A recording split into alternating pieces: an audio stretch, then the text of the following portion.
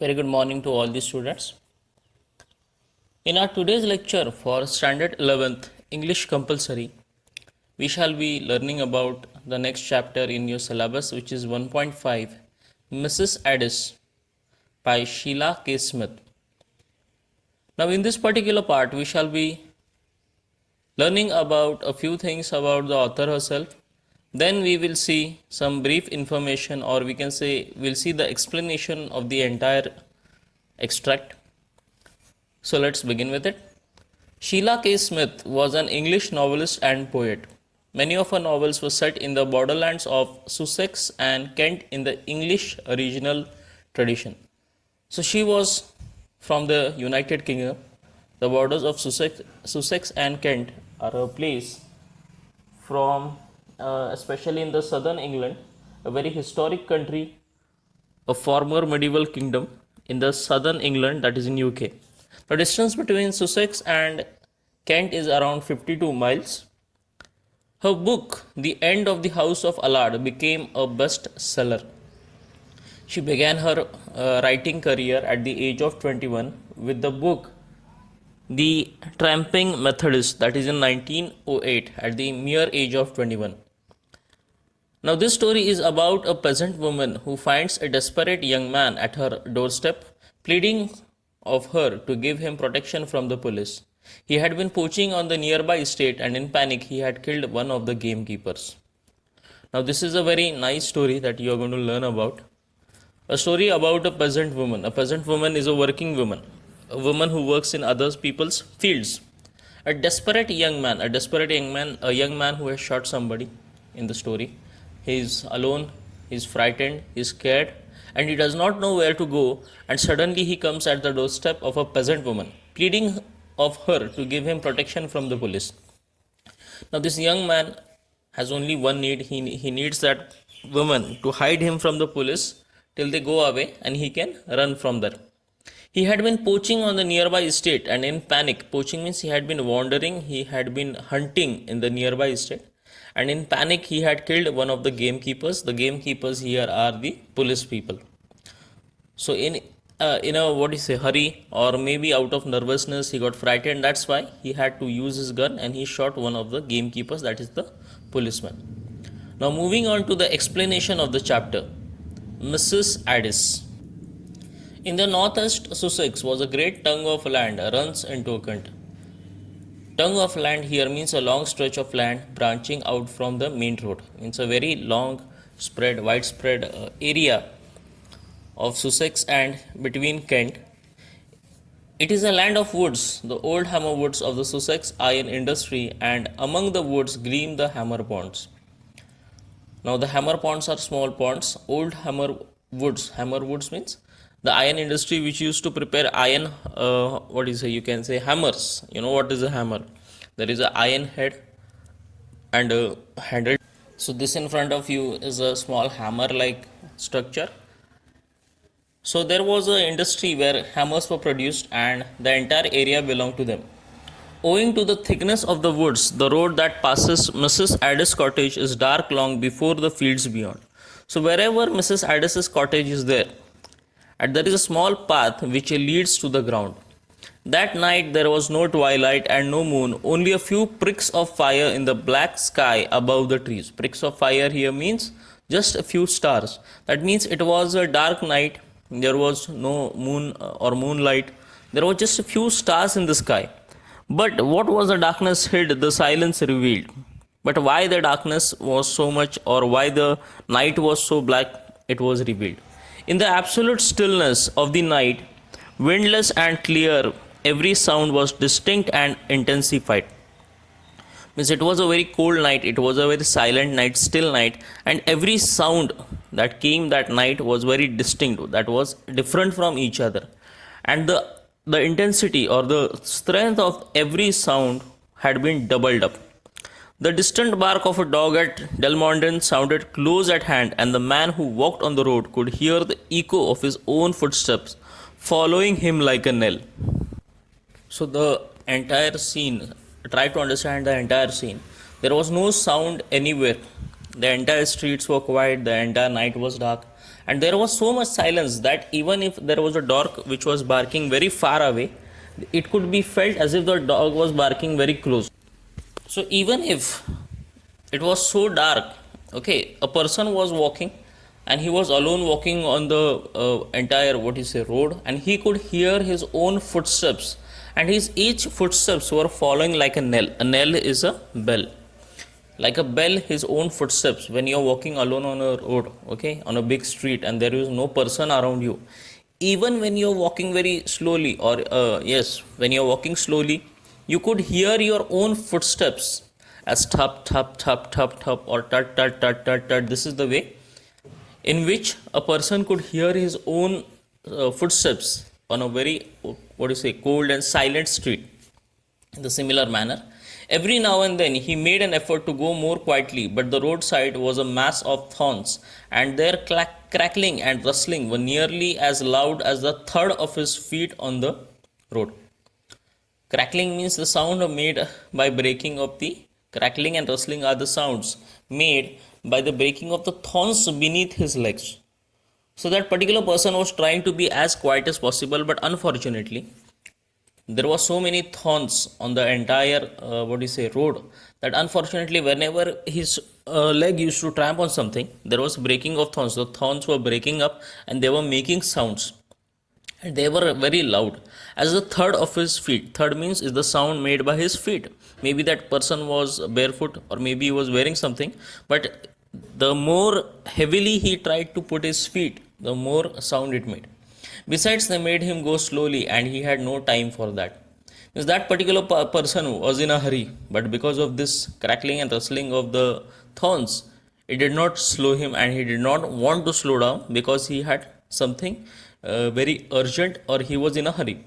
When he came to Mrs. Addis's cottage, he paused a moment. Means when he came to the cottage, he stopped there.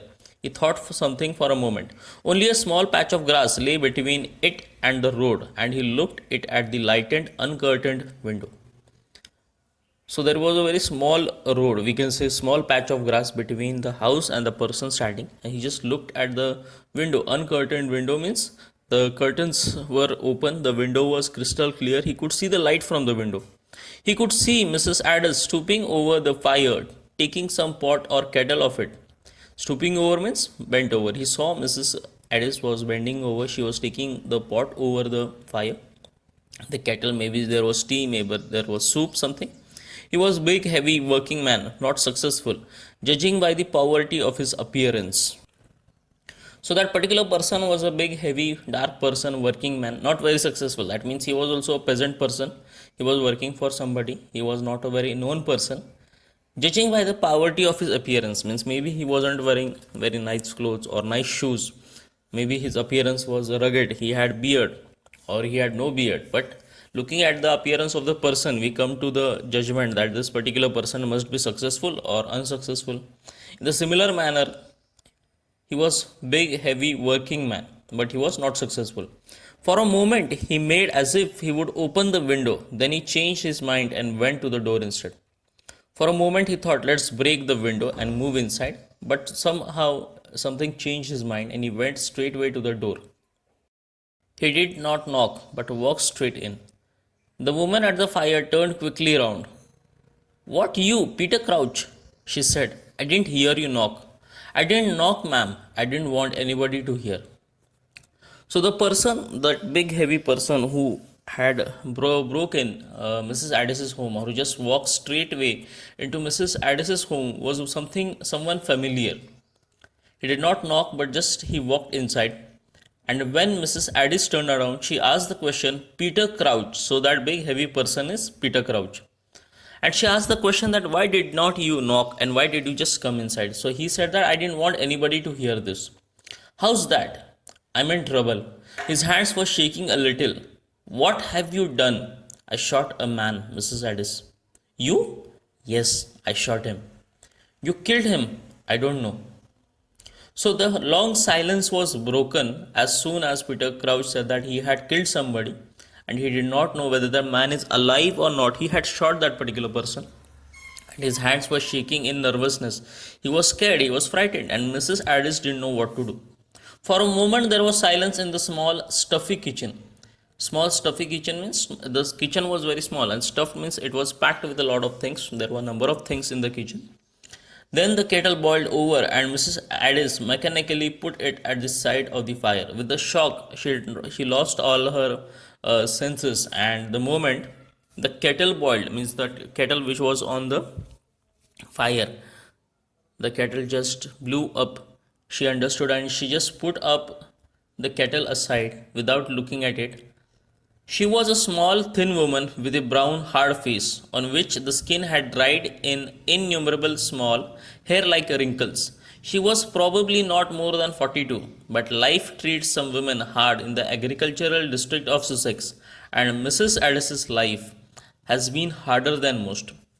So this is the description of the woman, Mrs. Addis's description. She was thin, small, and with brown color. So that means she was not very smart looking woman. She was a normal peasantish woman. She had wrinkles all over her face, small hair. That means she was around 42 years of age, and they say that people around Sussex, especially in the fields, have very hard times. But Mrs. Addis had even harder times. That means she even had to face a lot of problems. She had even had to face a lot of what do you say problems and hardships in her life. What do you want from me, Peter Crouch? She said a little sourly. Let me stay here a bit. Is there nowhere you can put me till they've gone? Who's they? The keepers. Oh, you had a quarrel with the keepers, have you?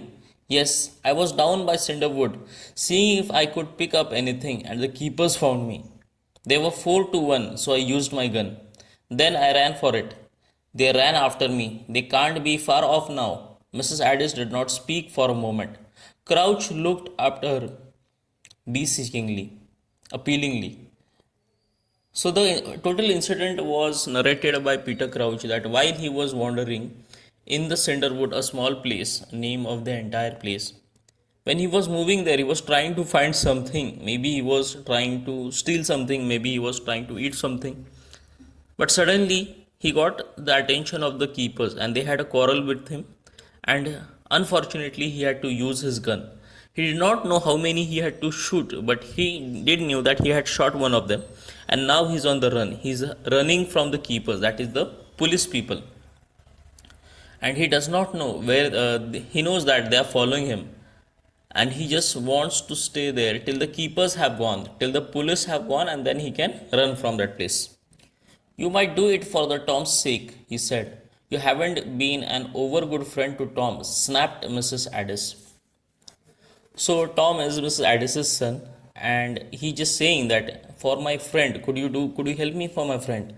And Mrs. Addis just snapped. Snapped means she just spoke in anger that you haven't been a over good friend, means that you are not a good friend to him.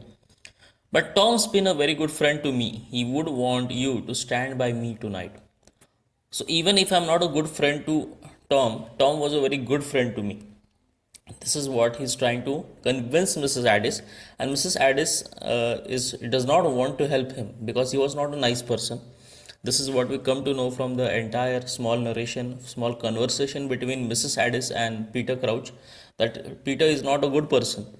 But somewhere, for the sake of his son, he wants to take help from his mother. If Tom would be here, he would be good to me. He would stand by me, that he could help me. Well, I won't say he wouldn't, for Tom always thought better of you than you deserved. Maybe you can stay still. He comes home tonight when we can hear what he says about it. So Mrs. Addis came to a conclusion that you can stay here till Tom comes. Let Tom decide. Tom will come. He will decide whether you can stay or you have to leave. He'll be up at work for an hour yet, and the coast will be clear by then. I can get away out of the country. Where you'll go, I don't know. There is no time to think of that. Well, you can think of it in here, she said dryly, opening a door which led from the kitchen into the small shed at the back of the cottage. They'll never guess you're here, especially if I tell them I haven't seen you tonight. So the another conversation between Peter and Mrs. Addis that he wants to run away from the country and he does not know where he's going to go. So Mrs. Addis tells them that instead of running away very quickly, you stay here for some time, you think where you can go, and till then the keepers will move from here. If the keepers come here, she'll not tell them anything. You're a good woman, Mrs. Addis. I know I'm not worth your standing by me, but maybe I'd have been different if I had a mother like Tom's. So here we also come to know about the tragedy or the tragic life of Peter. Peter says that if I had a mother like you, I would not be like this, means I would not be a criminal, we can say. If I had a mother like you, like Tom's mother, I would have been a better person. But unfortunately, he does not have. She did not speak, but shut the door, and he was in the darkness, save for a small ray of light that came through one of the cracks. By this light, he could see her moving to and fro, preparing Tom's supper. In another hour, Tom would be home from Iron Latch Farm, where he worked every day. Peter Crouch trusted Tom to help him, for they had been friends when they went together to the National School of Lambhurst. And since then, the friendship had not been broken by their very different characters and careers.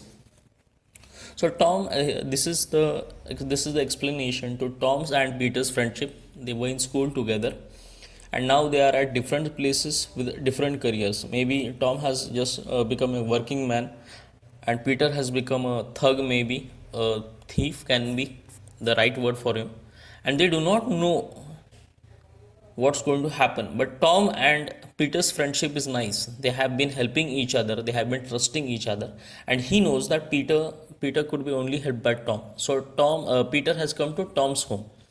He knows that Tom will help him since they were very good friends.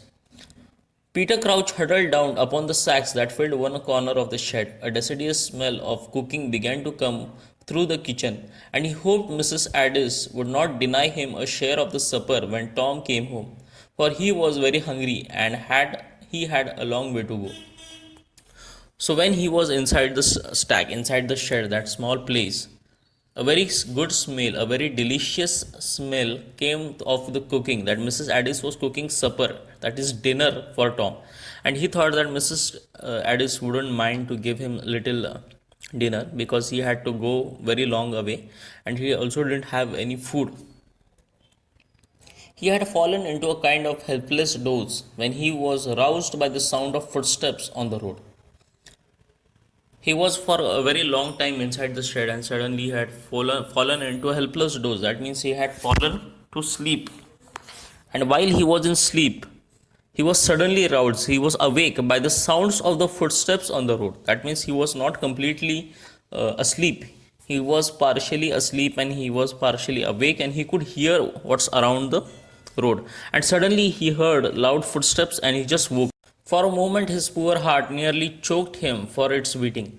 They were the keepers. They had guessed where he was, with Mrs. Addis, his old friend's mother. He had been a fool to come to the cottage. Nearly losing his self-control, he shrank into the corner, shivering, half sobbing, but the footstep went by. The next minute, Mrs. Addis stuck her head into the shed.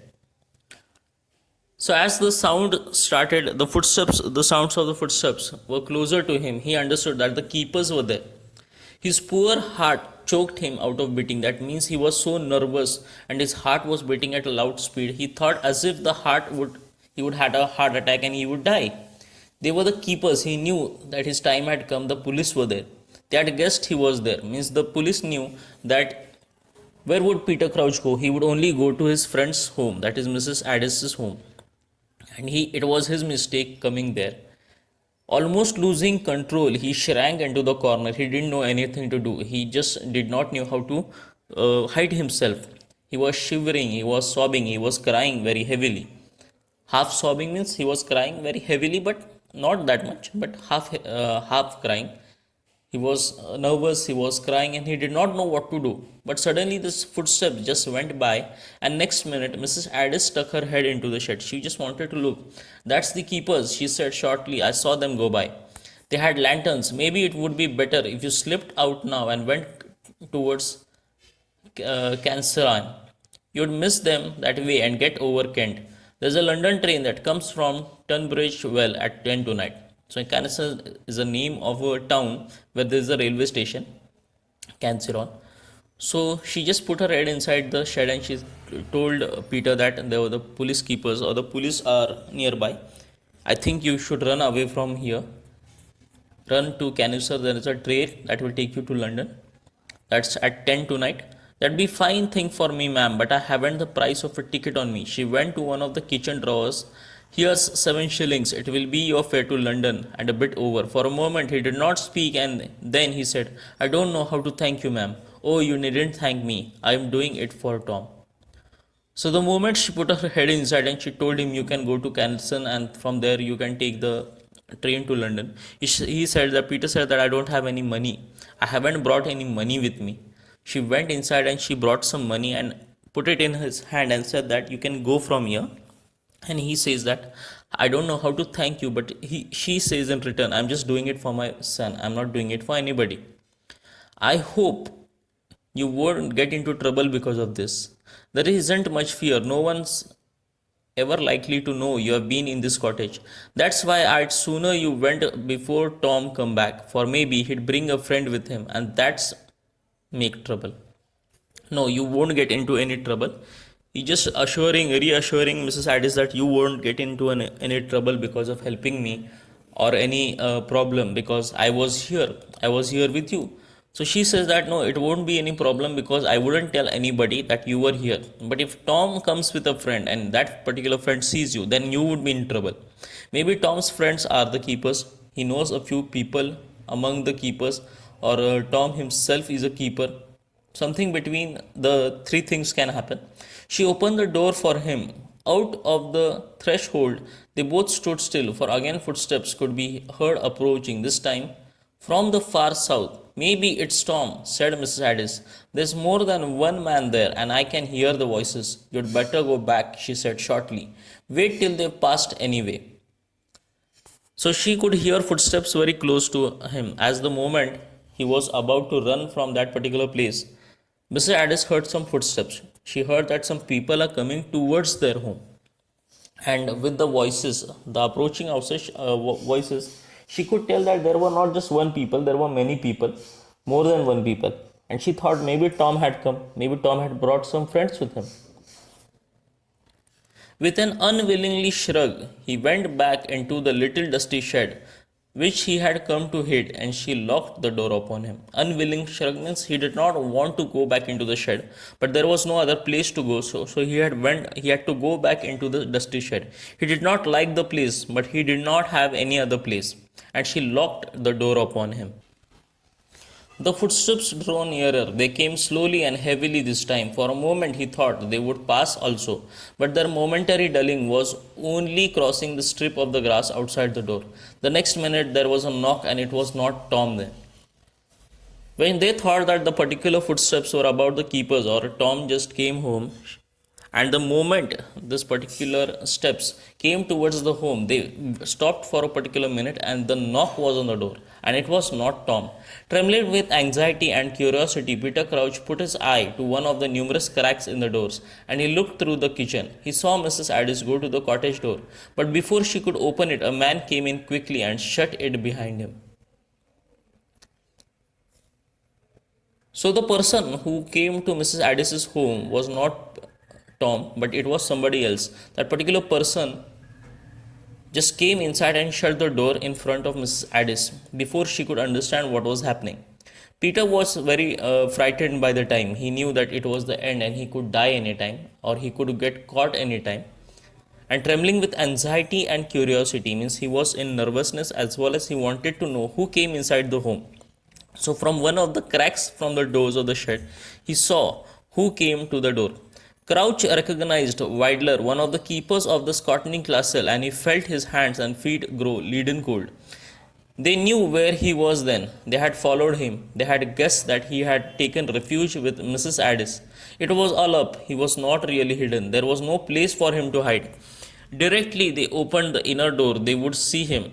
Why couldn't he think of things better? Why wasn't he cleverer at looking after himself? Like other men, his legs suddenly refused to support him and he sat down on the pile of sacks. So the moment that particular person entered Mrs. Addis's home, Crouch understood that, Crouch recognized one of the keepers. That means Peter himself was a criminal. The moment he recognized one of the keepers, one of the police person, that means he was a criminal. He saw that that particular keeper, that police person was Whittler of the Scotney Castle, and suddenly he understood that he had made a grave mistake by entering Mrs. Addis's home. He could have gone to a better place, but unfortunately, he came to his friend's place, which somewhere even the what you say police people knew that if anything would happen to Peter, he would run to Tom's home. Like other people, he had lost support from his senses. He had lost his senses, and suddenly he could not run away from that place because his legs suddenly refused to support him. Suddenly refused to support him, that means he was out of shock, out of surprise, and out of anxiety and fear. His legs refused to help him, means he couldn't move from that place. His body, his movements were gone. The man in the kitchen seemed to have some difficulty in saying what he wanted to Mrs. Addis. He stood before her silently, twisting his cap. The man in the kitchen seemed to have some difficulty in saying. That means that particular man wanted to say something to Mrs. Addis, but he was also nervous. How could I say something to the ma'am, or how could I say something to Mrs. Addis? And that out of his this confusion, he was twisting his cap. Well, what is it? She asked. I want to speak to you, ma'am. Peter Crouch listened, straining his ears, for his thudding heart nearly drowned the voices in the next room. Oh no! He was sure she would not give him away. If only for Tom's sake, she was a good sort, Miss Addis. Well, she said sharply as the man remained tongue tied, I have brought you bad news, ma'am. So Peter Crouch only thought that that particular person was going to ask about Peter Crouch himself. Is Peter here? Do you know Peter Crouch? And somewhere Peter didn't believe that Mrs. Addis could tell the gamekeepers, the keepers, that he was there. He just thought that maybe for Tom's sake, maybe for his best friend's sake, his mother would help him out. But the particular person that had entered Mrs. Addis's home had to say something to her. But he was so confused, or he was so frightened, or he was scared to say it. He could not say anything, and out of just when she told him, just speak it out. He said, I have bad news for you, ma'am. Her expression changed. What? Is it Tom? Is it? He's outside, said the keeper.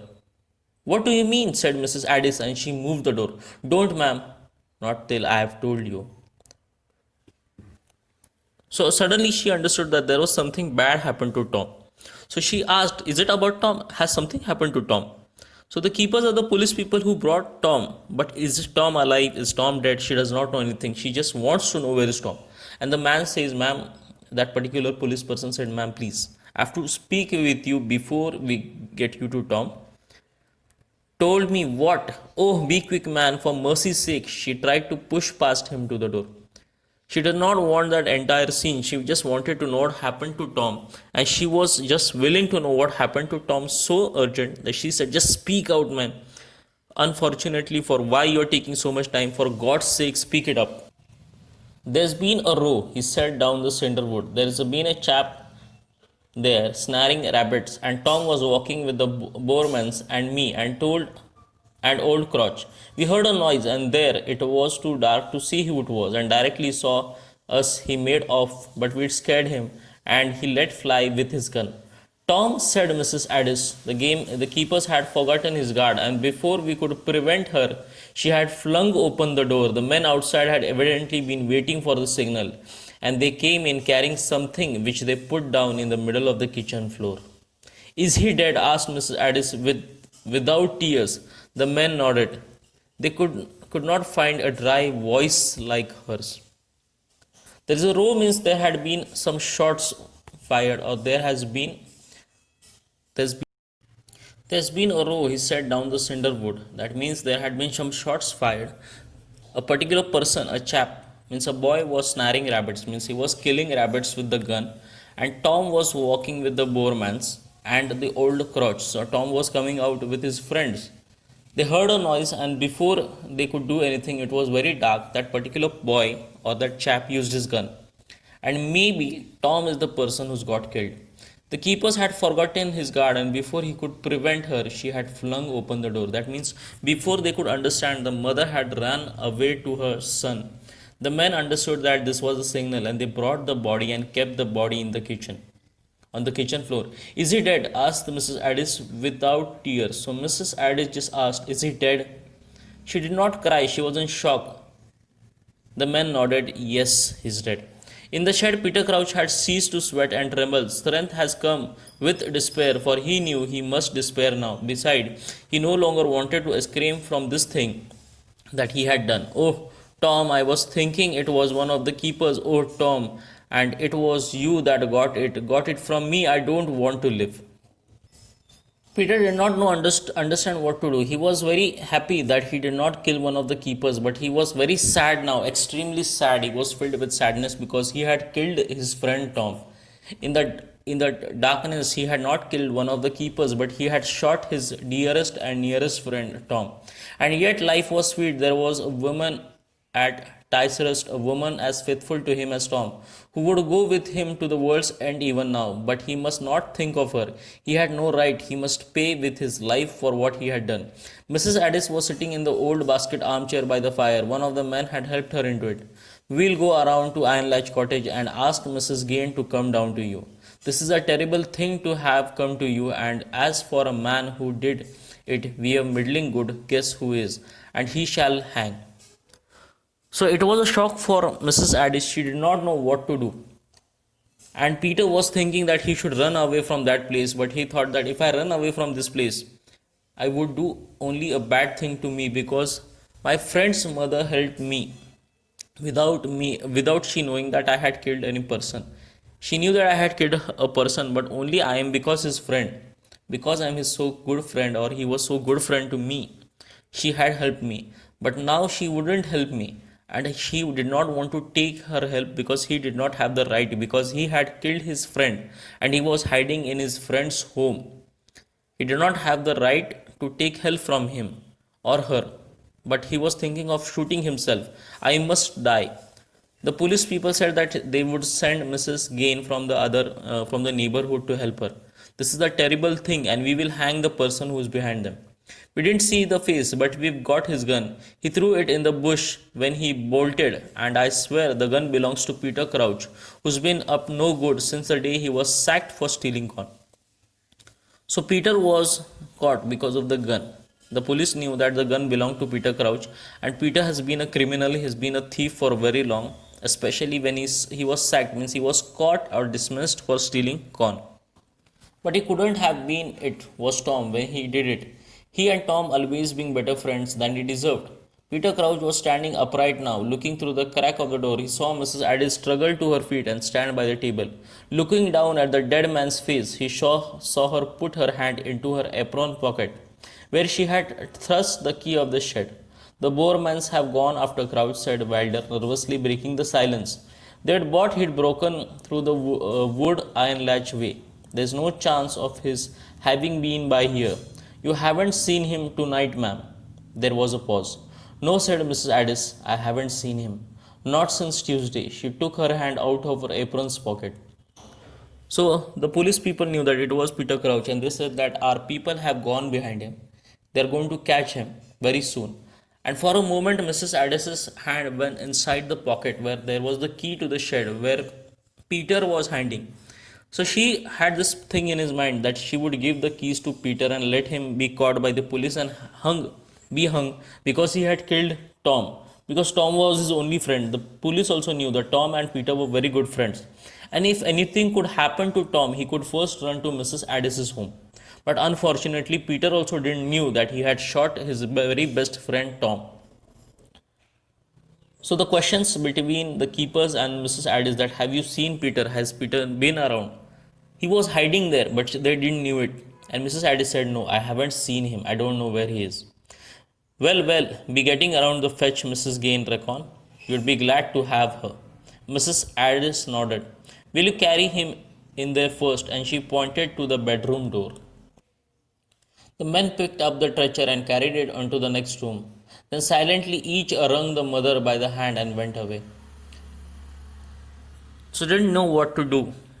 Suddenly there was Mrs. Gain from the neighborhood, and she helped Mrs. Addis stand up properly. Each of the men who had come to visit Mrs. Addis saw the body, they were very sad. They silently wrung the mother, that means they shake their hands. They consolidated her, or they told her that it is okay now. We could not do anything, but we will find him. We will find the person who is behind it and we will hang him. They somehow tried to take away her nervousness, they tried to make her feel better. This was the only thing they could do. She waited until they had shut the door and she came towards the shed. Crouch once more fell a shivering. He couldn't bear it. No, he'd rather be hanged than face Mrs. Addis. He heard the key turn in the lock and he nearly screamed. The moment everyone went away, she went towards the shed, and this was a time Crouch understood that it was better than dead. It would be better off he would die there because he could not face the mother of his friend, his near and his very dear friend Tom, which he had killed in the dark. And after doing so much things, he had come back to his mother to hide. And Mrs. Addis helped him just because he was a very good friend to Tom. Just because of that particular help, what does she get in return? He killed his own son. But she did not come in. She merely unlocked the door, then crossed the kitchen with a heavy dragging footstep and shut herself in the room where Tom was. Peter Crouch knew that what must he do? The only thing she wanted him to do, the only thing he could possibly do. He opened the door and silently went out. After so many things that happened in Mrs. Addis's life, the woman did not catch the particular person. She just left the door open for him to leave. Peter understood that he had done a very big crime this time. This crime was not only related with money, but this crime where he had lost himself, he had killed his very best friend, he had taken the help from his mother, and now he had to be cursed for his life. He opened the door and he left silently. This is the end of the explanation of the chapter. The next part, we shall be meeting again with the brainstorming question and answers of the particular chapter.